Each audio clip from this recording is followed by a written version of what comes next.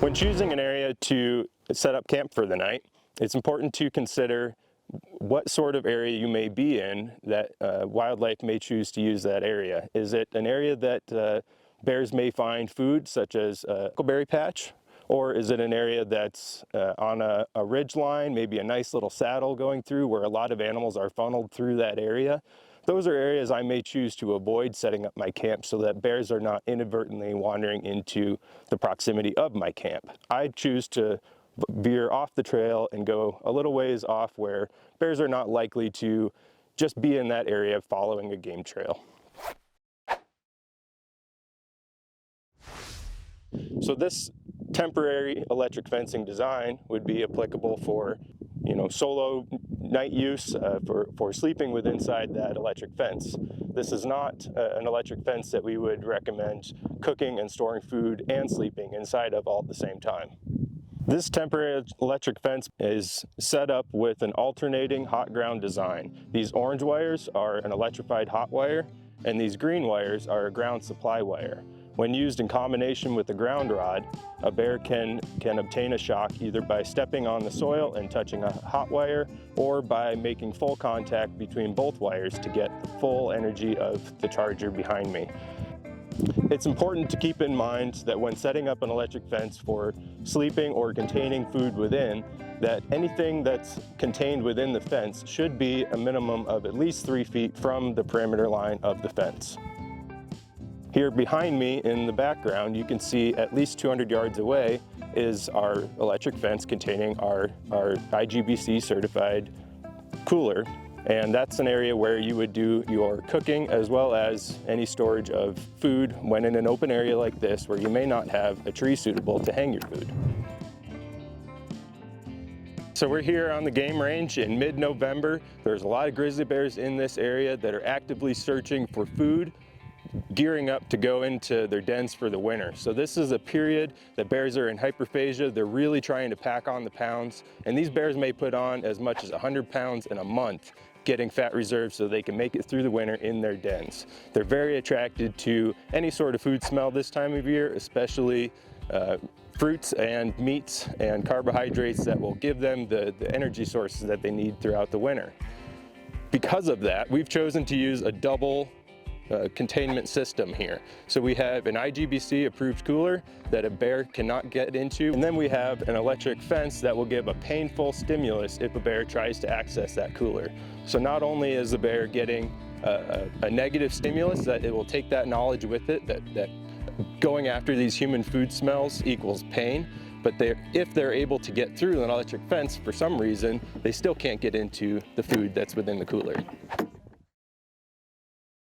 So I'm not only just a bear manager, I'm also a big game hunter. And when I'm in the field big game hunting, there's several things that I choose to carry that satisfy the needs for staying safe around bears, so that's self-defense options, as well as specific things that help manage a carcass to keep it safe from bears.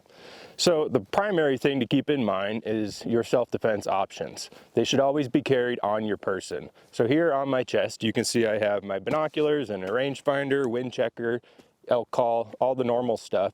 But I also have a primary can of bear spray that's physically attached to my person. Whether I drop my pack or I'm wearing my pack, it's always right here. I can see it, I can reach it with both hands, and I can deploy it straight from the harness itself. If a bear is too far away and I want to encourage a bear to leave before it's within range of the need for bear spray, I have an air horn here on my side. And I carry this on the side so I can have something in addition to my human voice to try to encourage a bear to leave. Moving on from that, I always carry a backup self-defense option. Here I have a second can of bear spray in its own holster that I can attach to my pack, say on the left side. So I have a right-hand option and a left-hand option. It's always important to have a backup safety consideration for bears.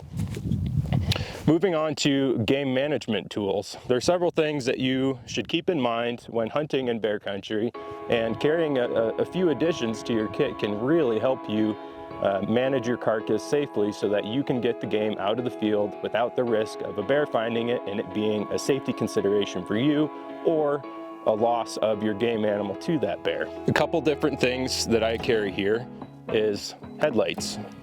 So here I have a headlight that has both a flood as well as a spot beam option.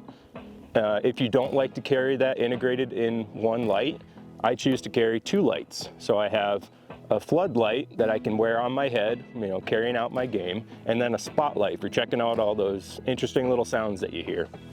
These are two different examples of wildlife deterrent alarms. These are both activated by heat and motion. They make a very annoying alarm sound, and they can be placed on a carcass.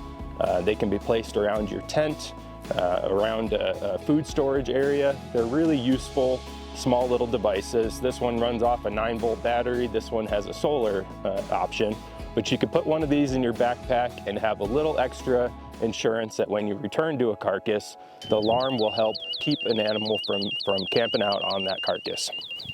This is a hang system, and we're going to demonstrate this hang system for you today.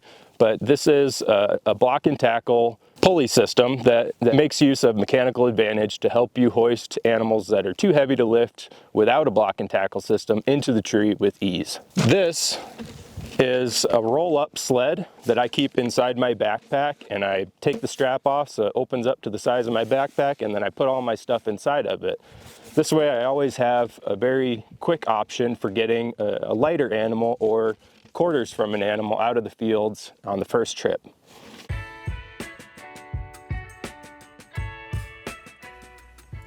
When hanging your animal, please be sure to hang it 10 feet off the ground and 4 feet away from the hanging point, for example, a tree. Another important thing is to make sure you're at least a half mile from any road or trail. If you're going to be gutting the animal, make sure you're pretty far away from anywhere that other people are going to be as well. We really don't want to reward bears for being close to where people are. So leave that gut pile pretty far, at least a half mile from a road or trail, and then you're going to have your meat another couple 100 yards away from that, also pretty far from a road or trail. Biggest thing we can leave you with is to think about things and be prepared before you shoot the animal. If it's becoming dusk and you think you're not going to be able to get it out by yourself, might not be the best time to take the shot. Having more than one person with you so that someone can deal with the animal while someone else is being bear aware while you're doing that is a good idea. Hunting is one of our favorite things to do here in Montana, and we really want people to continue hunting. We just want you to be safe while you're doing it. So make sure to keep your bear aware wits about you and have a good time.